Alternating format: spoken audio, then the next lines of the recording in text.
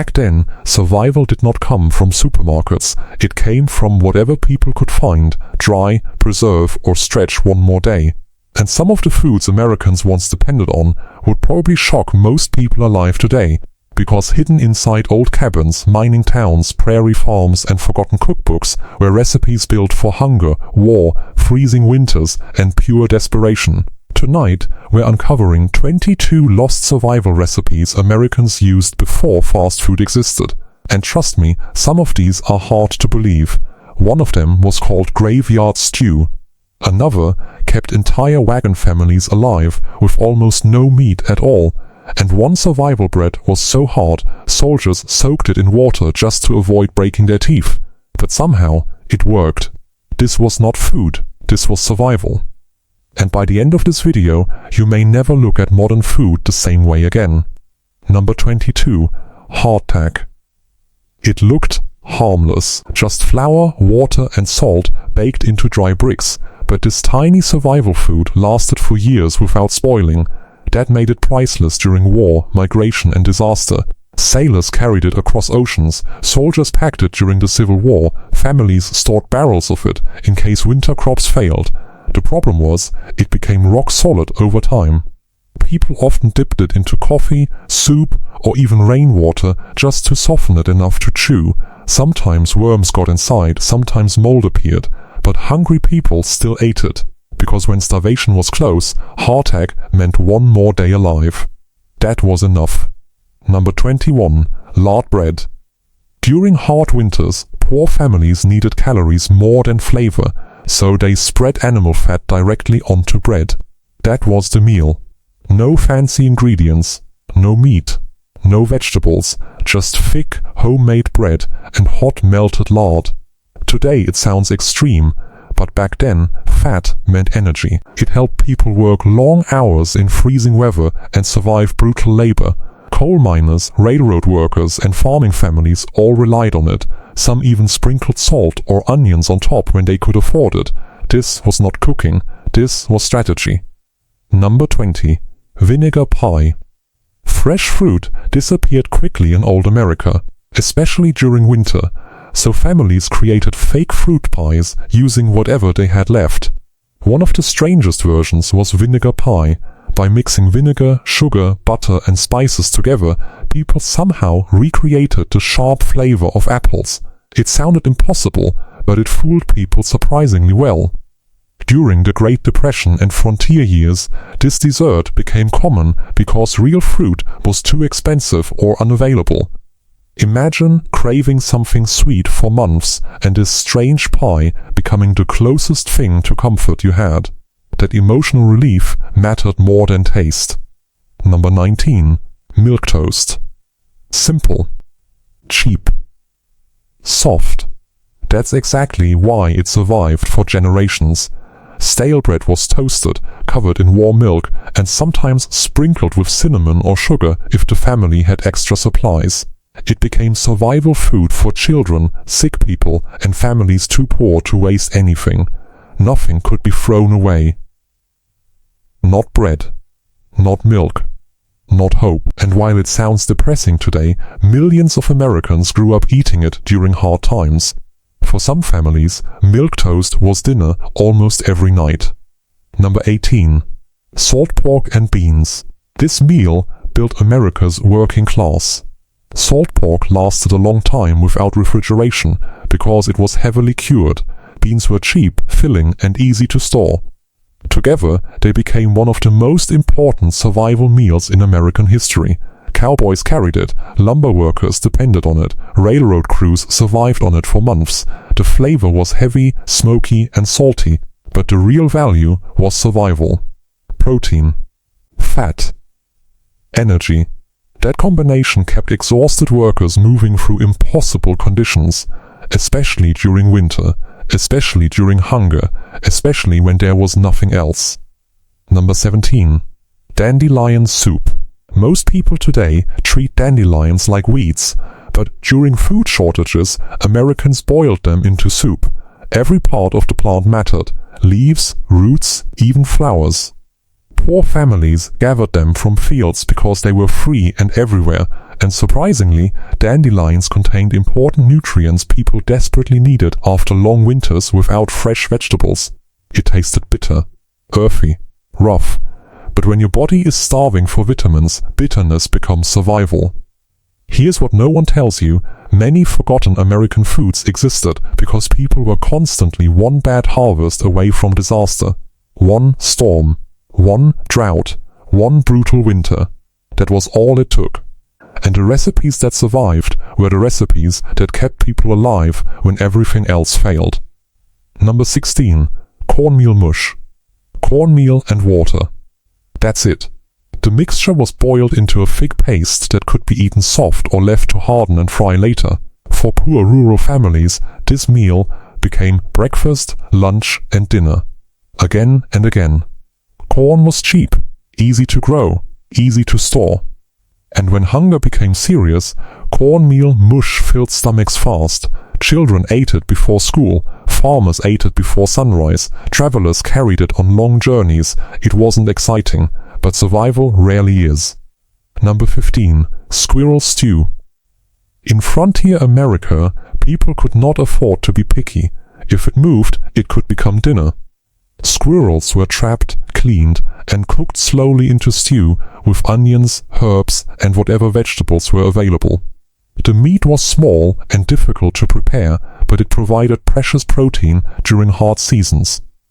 Families in isolated mountain regions depended heavily on wild game like squirrel, rabbit, and raccoon, and after days without proper food, even tiny amounts of meat felt valuable.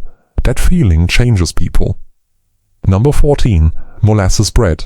Sugar was expensive, molasses was cheaper, so poor families mixed dark molasses directly into bread dough to create heavy survival loaves that lasted longer and provided quick energy. The flavor was deep, smoky, almost bitter, but children loved the sweetness because real treats were rare. For many Americans during the 1800s, this bread was dessert and survival food at the same time. One loaf had to do everything. Number 13. Potato soup. Simple potato soup became one of the greatest survival foods ever created. Potatoes were cheap, filling, and easy to grow in huge amounts. Families boiled them with onions, milk, or scraps of bacon when available, and somehow that basic meal carried millions through poverty. Especially during the Depression, especially in rural America, especially during freezing winters when nothing fresh could grow, warm soup meant warmth itself. Sometimes that emotional comfort mattered almost as much as calories. Number 12. Hoover Stew. Named after President Herbert Hoover during the Great Depression, this meal became a symbol of desperation. Families mixed macaroni, canned tomatoes, hot dogs, onions, and whatever leftovers they could find into giant pots. It looked messy. Because life was messy. People standing in bread lines, losing homes, losing jobs, needed food that could feed many people cheaply. Hoover Stew spread everywhere because hunger spread everywhere, and for millions of Americans, this strange mixture became normal life. Soldiers gave it a cruel nickname during World War II, because honestly, many of them hated it. Dried salted beef was mixed into thick white gravy and poured over toast. It was cheap, filling, and easy for military kitchens to make in huge quantities. The texture was heavy, salty, sticky. But during wartime, taste did not matter. Calories mattered.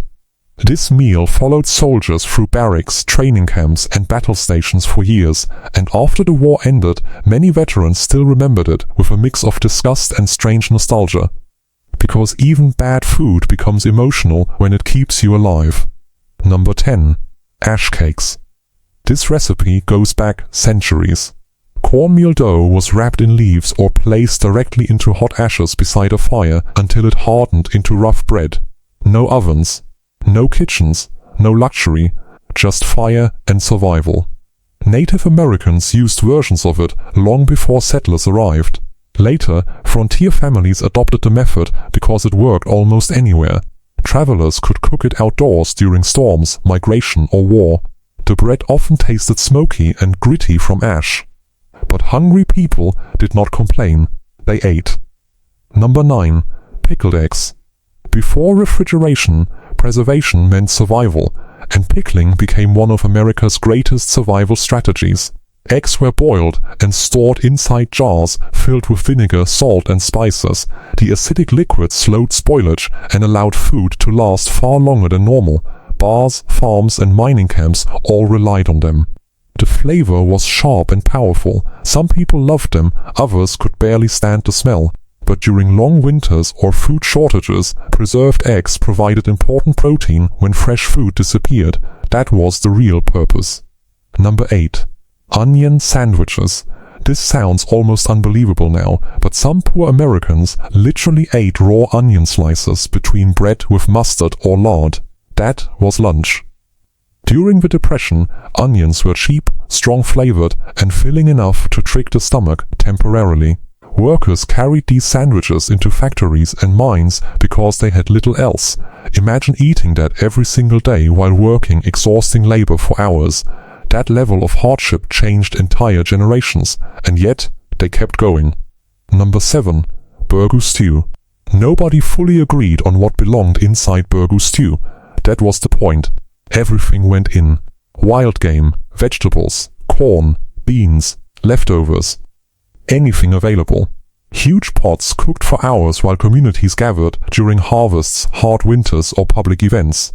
The recipe constantly changed because survival constantly changed. Sometimes it tasted incredible, sometimes terrible, but burgoo represented something important in old America.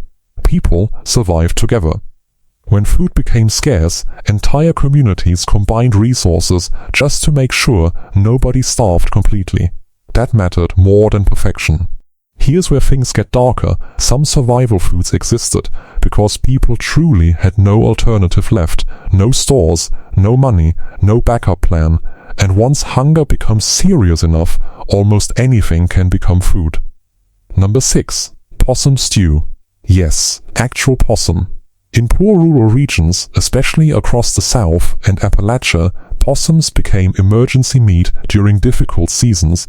The animal was trapped, cleaned carefully, and cooked slowly for hours to soften the tough meat. Many families were ashamed to admit eating it, because possum carried the image of extreme poverty. But shame disappears when children are hungry. That reality shaped survival cooking across generations. People learned to use every possible resource around them because wasting food could mean disaster later. This was not preference, this was necessity. Number 5. Water pie. One of the strangest Depression-era recipes ever recorded. People literally made pie using water as the main ingredient. Water, flour, sugar, butter and vanilla created a fake custard filling that somehow resembled dessert. Barely. But when families could not afford milk, fruit or eggs, imagination became survival.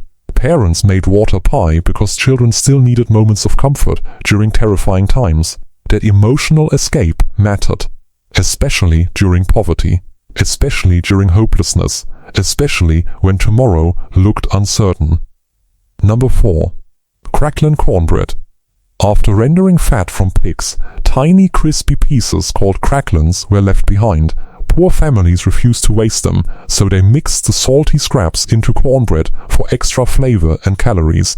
The result was heavy, crunchy, and incredibly filling.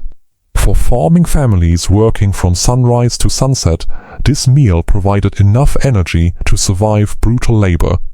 Nothing was wasted in old America. Nothing. Not fat, not scraps, not survival opportunities. Number 3. Ration soup. During wartime shortages, households learned how to stretch tiny ingredients into giant meals. Ration soup became one of the most common answers. A few potatoes, small vegetables, bones, maybe beans if available. Everything simmered together for hours. Sometimes there was barely any meat at all, but the long cooking process created flavor from almost nothing. That's what survival cooking really was, turning almost nothing into enough, and for exhausted families living through war, enough was victory. Number 2. Rapid starvation meals. Frontier trappers discovered something terrifying after eating too much rabbit meat alone. They became weak, sick, sometimes they died. Rabbit meat was extremely lean and lacked enough fat for long-term survival by itself. So people learned they needed grease, fat or heavier foods alongside it. But during desperate times, families still relied on rabbit because it was easier to hunt than larger animals. This created strange survival meals where tiny bits of fat became incredibly valuable. One spoon of grease could completely change survival chances. That's how close hunger pushed people. And finally, number 1. Bone Broth Survival Soup. When everything else ran out, bones remained. Families boiled animal bones for hours or even days to pull out every last bit of flavor, fat and nutrition possible. Nothing could be wasted.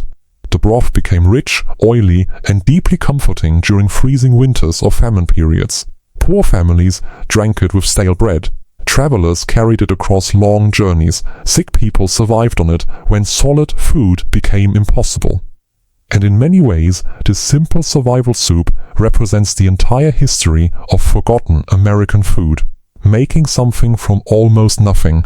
Finding warmth during hardship. Finding life during scarcity. Because before fast food, before supermarkets, before modern convenience, people survived through creativity, endurance, and desperation. These recipes were not trendy. They were not fun. They were survival systems built during some of the hardest moments in American history. And honestly, that makes them unforgettable. So now I want to ask you, which one shocked you the most? And could you survive eating these foods for an entire month? Comment below, because history becomes very different when you can taste it.